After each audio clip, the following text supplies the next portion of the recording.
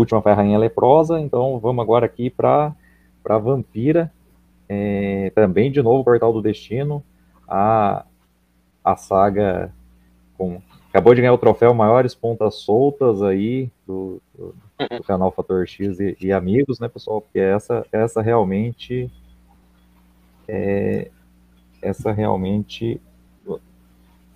pelo menos hoje foi a campeã. Acho que nos bastidores teve uma que foi campeã também, né, Von Deus? Foi o X Factor, que conseguiu ser inscrito número 1 durante um furacão, né? Aí bateu também vários recordes. Aquela foi campeã. Mas essa fase aí, eu escolhi muita coisa porque é a última fase que tem edição da Inocente. Aí quando ela saiu, entrou o Bob Harris, ele já não tinha tanto controle editorial das coisas, assim. Ele tipo assim, parecia que ele não estava sabendo muito do passado para poder conectar as coisas. Então, quando a Inocente saiu, essas pontas ficaram abertas e nos, sei lá, 2 anos para frente que ele continuou como editor do Claremont, ele não fechou nada, assim, deixou praticamente tudo aberto da 244 que ele entrou até 279 que o Claremont saiu. Então, a Uncanny 274 e a Uncanny 279. Ele não fechou um monte de ponta solta que tinha da fase da Austrália, assim, que pra mim é a minha fase preferida dos X-Men. E tem um monte de pontinha solta, assim, que o Claremont estava trabalhando, e quem juntava tudo era a Inocente, que era a editora que hoje em dia tá mais famosa no Brasil, que é ela que escreve o Demolidor, da saga do Demolidor. E a mulher manda muito bem, assim, tanto na escrita quanto na edição. Só mostrar aqui para. Mas esse caso. A tela do sorteio, né? A edição original do plot inacabado que o Von Deus vai abordar. Aqui as edições em português, né? Então saiu no formatinho e Inferno número 4, né? E a cena em si aqui, eu volto a ela no final, Von Deus. Essa saiu na Uncanny X-Men 239 e tem uma hora que tá o Colossus, a Cristal e a Psylocke debaixo no subterrâneo da Cidade Fantasma, eles treinando. Assim. E tem um momento que a Vampira fica... Oi? A primeira edição do Jim Lee, dos X-Men. Não, a do Jim Lee foi a 248, essa é a 239. Não é essa aí. Essa a primeira edição de Inferno. É a primeira edição que, antes dele irem atrás dos carrascos em Nova York. Aí estão treinando na Cidade Fantasma da Austrália. E a Vampira, tipo, perde o controle, assim, e começa a atacar a Psylocke com mais força. A Psylocke joga uma rajada psíquica nela, assim, ela desmaia.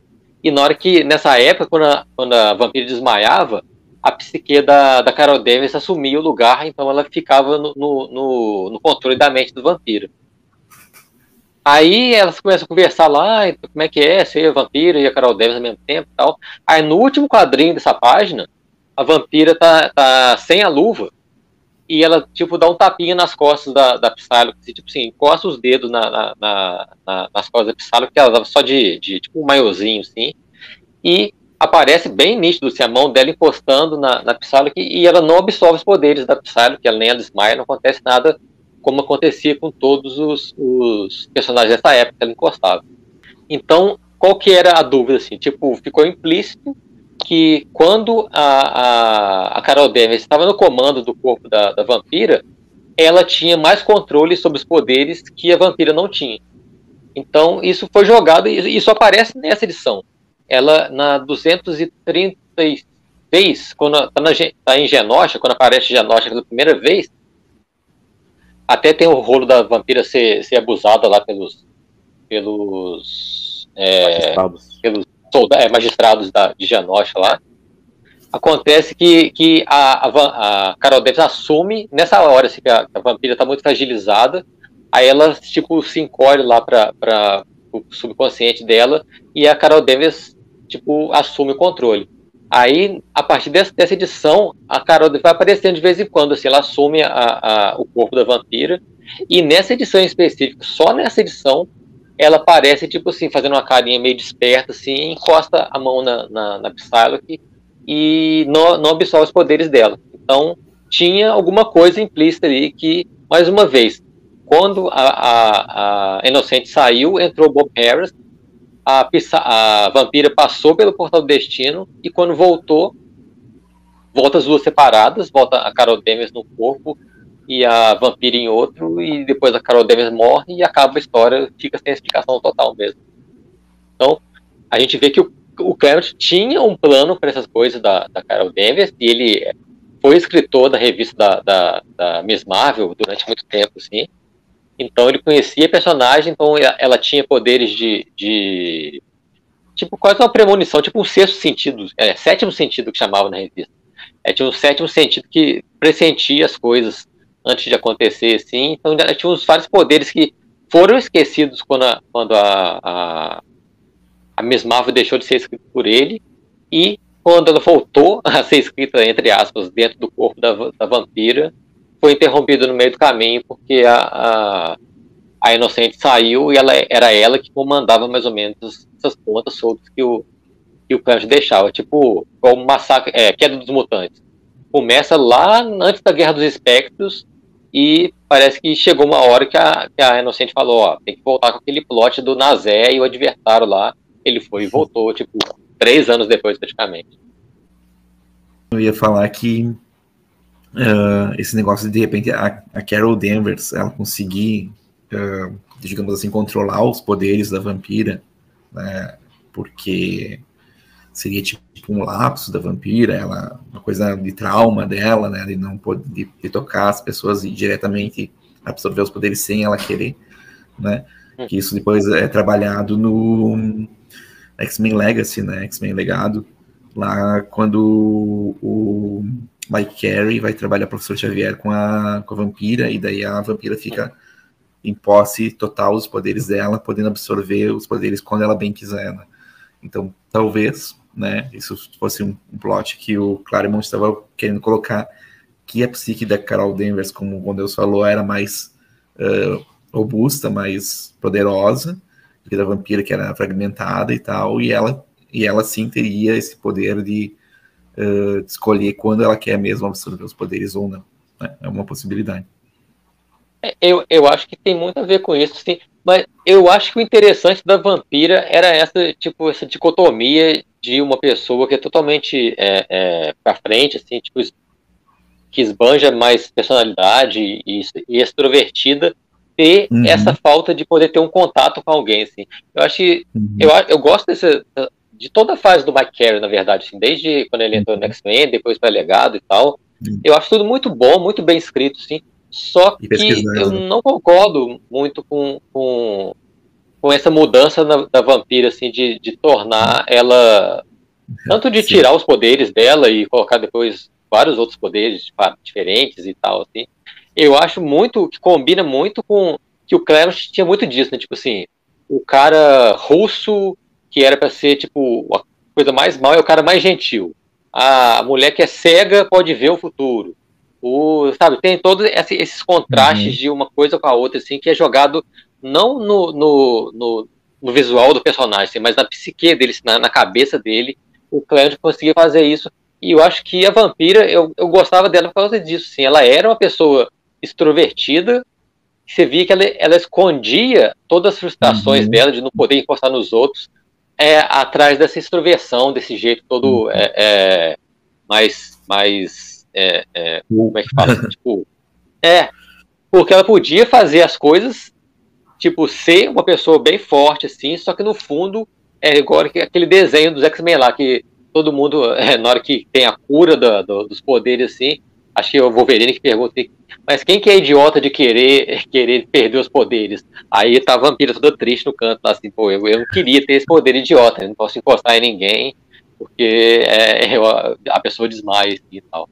Eu acho que isso perdeu muito, assim, tipo, com o tempo, e era uma coisa que era a cara dela, assim, que eu acho que atraía até, tipo, sei lá, adolescente, é muito assim, né? Tipo, tem essa coisa de, tipo, se esconder por trás de uma outra coisa que ela não é na verdade. Assim. Ela é a pessoa retraída e tal, mas se esconde por trás de uma outra coisa.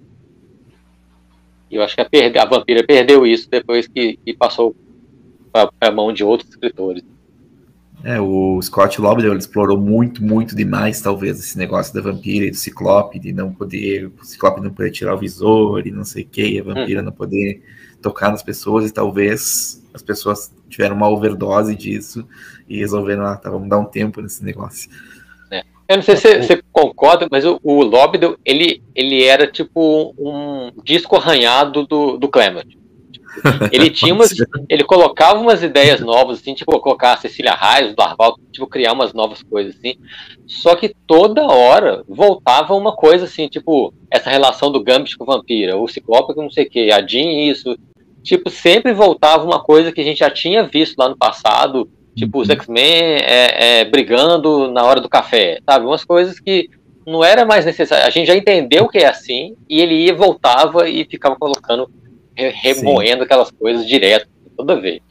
Eu acho que isso cansou todo mundo. E que eu acho que ele pegou também, porque tem a ver com o momento em que ele vem, né? Porque tem a última história do Claremont, que, como você mesmo disse, não é uma história do Claremont, é ele colocando o balão nas histórias do Jim Lee. A gente até falou isso na live de bastidores, era já uma volta ao básico, né? Então Magneto tem que ser vilão, Xavier, começa já na saga da Ilha Muir, Xavier tem que estar sem o movimento das pernas, sentado atrás de uma cadeira, no apoio, Forge tem que sair daqui, Banshee tem que machucar as cordas vocais de novo, e tal. E eu acho, não sei quanto controle editorial tinha sobre Scott Lobdell nesse começo. A gente sabe que lá pro final teve aquela revista que eu até ganhei do Ronaldo aqui, a versão em inglês, que ele reescreveu 6 vezes da Medula como vilã, né? Então,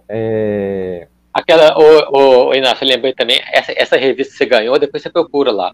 Ela também tem a famosa briga do João Madureira com o Roger Cruz, que o Madureira escreve num balãozinho, num jornalzinho, que é um cara lendo jornal assim, aí ele escreve assim, Cruz copia novamente. Aí é tipo uma indireta pro Roger Cruz, ele tá copiando o estilo dele na Calypso. É nessa mesma revista da 325. Vou reler e procurar essa referência gráfica, que eu confesso que, como eu leio com dificuldade em inglês, eu não fico lendo, tipo, cada coisinha, né? Eu não bato o olho e identifico. Vou procurar lá, mas legal. Não, mas isso é bem pequenininho. Assim, achei que tem um cara no metrô lendo um jornal, aí no jornal tá escrito lá, bem mínimo mesmo, tem quase uma lente de aumento para você olhar, tá escrito lá. Cruz swipes again. O Roger Cruz copiou ele mais uma vez. Mas, legal, vou procurar lá. Mas então, a gente sabe que no final o Lobdell tinha coisa que ele queria fazer também, como todos os autores que passaram por X-Men em algum momento, os caras não deixavam fazer, como deixar a Sabra fixa na equipe. As mudanças que ele faz no seu último arco são todas desfeitas assim que assume outra pessoa. Essa história que ele reescreveu 6 vezes. Então, eu não sei quanto tinha no começo, mas talvez ele tivesse recebido uma fórmula mesmo para X-Men e tivesse que ficar ali nela, né? Não, ele e o Nicieza, né? Os dois, assim, mas o próprio Bob Harris, que era editor, era o cara que mandava todo mundo escrever a mesma coisa, a culpa é dele mesmo, porque ele brigou com o Clement, porque o Clement queria andar pra frente, mudar os personagens, fazer eles evoluírem como personagens, assim, e não ficar coisa. E a briga dos dois, estava lendo outro dia, a briga do Bob Harris com o Clement foi ser estudantes, aprendendo a lidar com os poderes mutantes, sabe? Então, ele tinha essas coisas na cabeça e os personagens precisavam ser desse jeito. Então, na cabeça dele, os X-Men sempre estariam na mansão, sempre estariam na sala de perigo, aprendendo a mexer com os poderes. Então, era isso que ele queria. Então, foi isso que os X-Men viraram, tipo, 5, 6 anos depois. Mas você curte essa fase do Lobdell com o Nicieza, assim, Guilherme? Olha, foi a fase que eu mais li quando era pequeno, né? Então eu tenho um certo apreço por ela, né? Então, como eu estava falando pro Inácio quando tu caiu, que eu comecei a ler exatamente na saga da Ilha Muir, né? Então eu também tenho ela, assim, um apreço especial, né, por essa saga, por mais que ela seja só lutinhas praticamente, né? Mas ela meio que estabeleceu, né, a saga da Ilha Muir foi a última saga mesmo que tem o dedo do Clement ali, né? Que teve uma elaboração de alguma coisa para acontecer, assim. O final que virou uma lutinha, né? As últimas páginas ali da 280 que vira todo mundo contra o Rei das Sombras e o Legião ali, e fica aquela doideira toda. Mas essa saga eu gosto. Né? Oi? Não entendi. Acho que até o Peter David que faz uma dessas edições, né? O epílogo da saga da Elmoir é X-Factor 70, que é a primeira que o Peter David escreve, assim. E é nela que aparece a Lorna de novo lá, toda bonitona, assim, tá fortona ali. Ela não mudou até o cabelo, né? Que o cabelo dela tava, tipo, pra cima, assim, né? Aí, e na edição seguinte ela aparece lá, tudo com um corpo de modelo top model e o cabelo voltou ao normal. Assim. Aí na 71 já entra a equipe nova lá com o Portão e o Matrox. E dá pra ver que já tem uns toques de X-Factor ali nessa história, umas coisas mais humorísticas, assim, né? Mais sim, e tal. Eu acho que o Peter David foi chamado mesmo para dar esse tom diferenciado assim, na revista. Tava todo mundo muito sério, né? Tava todo mundo lá querendo matar e morrer e não tinha nada com uma coisa mais leve, assim.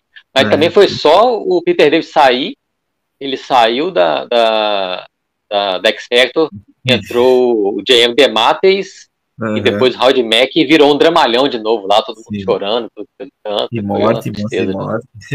A cada 2 edições morria alguém, E, tipo, totalmente desnecessário, né? Tipo assim, começou a repetir o que estava sendo feito no X-Force, X-Men, X-Men, e, tipo, todo mundo fazendo a mesma coisa. Assim. Eu gosto de coisas muito pontuais, assim, dessa fase. Eu gosto de coisas que fogem mais da repetição. E eu comecei, como você falou, você começou na Ilha Moir, assim, eu comecei nesse segundo volume da saga dos X-Men agora, né? Quando os X-Men voltam das Guerras Secretas. Então eu peguei toda essa fase do Clement com o John Romita Jr., depois com o Mark Silvestre. Assim, essa é a minha fase favorita, assim, que eu sei de trás para frente, de fora, eu sei até alguns balões, o que estava escrito em cada um. Assim. Aí quando veio essa fase do Brasil. Basicamente começo da revista, né? Basicamente começo da revista dos X-Men aqui no Brasil. Isso, bem no comecinho mesmo, assim. Aí depois, mas quando eu comprei a minha primeira X-Men, assim, a primeira coisa que eu foi ir no sebo e comprar todas as super aventuras Marvel que eu achei, assim, pra acompanhar a fase do Bunny e depois do Cockrum, assim. A gente vai encerrando bem rapidinho agora, mas a gente marca uma próxima, traz os companheiros de novo aí, volta a falar de plot, que a gente deixou um monte que a gente separou aí que não coube, e se tudo der certo, volta a sortear também. Então é isso. Um abraço a vocês, um abraço a quem nos assistiu e até a próxima, pessoal. Valeu. Tchau, tchau.